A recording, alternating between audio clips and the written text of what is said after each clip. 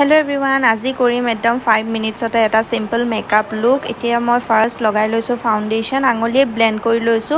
তাৰ পাছত অলপ বিউটি ব্লেন্ডাৰটো লৈ অকনমান ব্লেন্ড কৰি দিছো। অলপ লগাইছো, বেছি নাই লগোৱা। এতিয়া মই খিৰকি ফালে জুপি চাইছিলো যে ৰাস্তাইদি কোনোবাই কাজিয়া লাগি গৈ আছিল।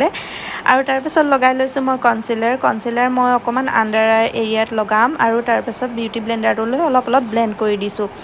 এতিয়া মই ইটো সাইড ব্লেন্ড কৰি মোৰ হৈ গ'ল। এয়া সব কিমান ধুনীয়াকৈ ব্লেন্ড হৈ গৈছে। নেক্সট মই লগাইছো NYB ব্লাছটো অকনমান লগাই লৈছো। তাৰ পাছত আঙুলি দি নিজেই ব্লেন্ড কৰি দিছো। একদম পুৰা পিংক হৈ গৈছে। সব কিমান বেছি পিগমেন্টেড হয় এটো ব্লাছ, বহুত বেছি ভাল হয়। তাৰ পাছত মই আইশ্যাডোৰ কাৰণেও ব্যৱহাৰ কৰিলো হে একেটাই ব্লাছে আৰু সব কিমান বেছি পিগমেন্টেড হয়। ইমান ধুনীয়াকৈ ব্লেন্ড হৈ গৈছে। একদম পুৰা ইজি হয়, জলদি হৈ যায়।